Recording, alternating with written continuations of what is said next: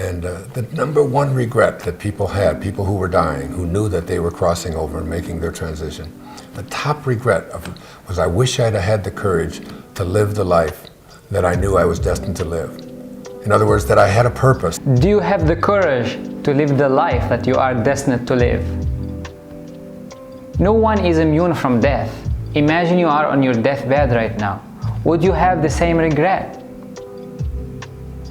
You may think that people today that you see on social media and everyday life that they are living on purpose, but statistics shows that 98% of people don't know what they should do with their lives. They are not clear on their purpose. Some people end up like Tolstoy's character, Ivan Ilyich, who anguished on his deathbed. What if my whole life has been wrong? According to Wayne Dyer, one of the secrets for inner peace and success is to connect to a purpose, to find that inner calling, and more is to share it with others, to share it with the world. There is no use of keeping things to yourself. The second secret, don't die with your music still in you. And here's a quote from Euripides: "There's just one life for each of us, our own." And Abraham Maslow once said, "A musician must make music, an artist must paint, a poet must write, if he be at peace with himself. What a man can be, he must be." Don't die with your music still in you. Don't die with the music still in you. Your music could be investment, it could be art, it could be singing, it could be playing a music instrument, it could be martial arts, it could be speaking, it could be computer science, it could be working on the health industry, it could be becoming a biotech engineer, it could be working in finance. Find that music and share it with the world. Find what lights your heart up and share it. Don't accept an average life. It said, it has been clearly stated that life lived by the average individual is hypnotic. That is, the majority of men and women are not living life as it was intended at all. Not 1 in a million feels the freedom to live what he inwardly feels he should live. Are you 1 in a million? Are you that person who feels the freedom to live what he's destined to live? Or are you repeating the same things every day? I've already done this. I know how to do it. Am I going to be in the same office doing the same thing? Am I going to live 90 years, or am I going to live 1 year 90 times over and over again?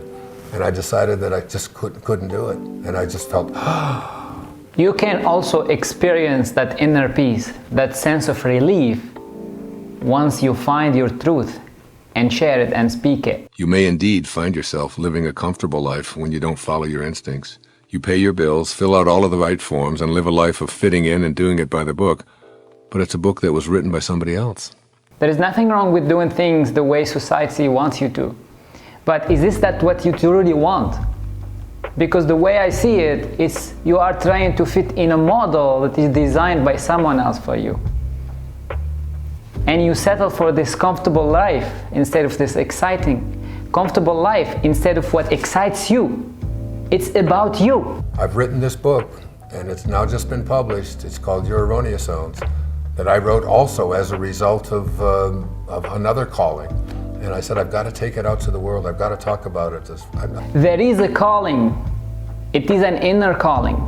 It's that inner whispers that you keep ignoring every day. You'll never be at peace if you don't get that music out and let it play. Let the world know why you're here, and do it with passion. Do it with passion. You may think, I'm not that person. I'm not that person who's capable of reaching these levels of high achievement. I'm not this person who can create masterpieces. I'm not this person who could produce that music. I'm not that person who can sing. I'm not that person who can write this piece of code. But you forget that you are an infinite being. Who we are is this infinite intelligence, and we forget that. The same intelligence that created this infinite universe that never ends is you. There is a greatness inside of you. You must find it. So what is your passion? What stirs your soul and makes you feel like you're totally in harmony with why you showed up here in the first place? These kinds of callings, We all have these. We know that we have a purpose. You already know that you have a purpose. You know, you're listening to that all the time. It's there. You have this inner knowingness. There is something that you are inclined to do more than others. There is something that you feel affiliated to. There is something that feels natural for you. Most of us are not, don't allow ourselves the freedom to listen to those internal callings. The truth is, you are not allowing yourself. You live in this world of limitation while you are a limitless human being. You may think that, okay, how can I find my purpose? How can I find my heroic mission? And the answer is in you. How do I know what my heroic mission is? You'll find your passion in what inspires you the most. And what does the word inspire mean? It derives from the words in spirit. When you're inspired, you never have to ask about your purpose. You're living it. Follow that inner compass, the system of feelings that you have that distinguish you from animals and other creatures. It can guide you step by step to what lights your heart up, what makes you feel most excited, what makes you feel alive. Are you life? Khalil Gibran said, when you are born, your work is placed in your heart. So what is your work, your purpose? Are you living it out the way your heart urges you to? Listening to your heart. Take a moment right now and point to yourself. Your finger is very likely pointing right at your heart, not at your brain, but at your heart. It's your responsibility as well. You gotta own the process. Listening to your right brain. There's an intuitive, invisible presence that's always with you. I picture this presence as a nagging little creature who sits on your right shoulder and reminds you when you've lost your sense of purpose. This little fellow is your own death, urging you to get on with what you showed up here for because you have only so many days to get it done, and then your body will be departing for this visit. Your invisible companion will prod you when you're spending another day doing what somebody else has dictated if it's not a part of your own passion in life. You'll most likely always know when you're off purpose because of your thoughts of frustration. You might not always act on this knowledge, though, because your left brain has not mustered up the courage to do the bidding that your right brain knows is your destiny. Your inner intuitive voice keeps urging you to play the music that you hear so that you won't die with it inside of you.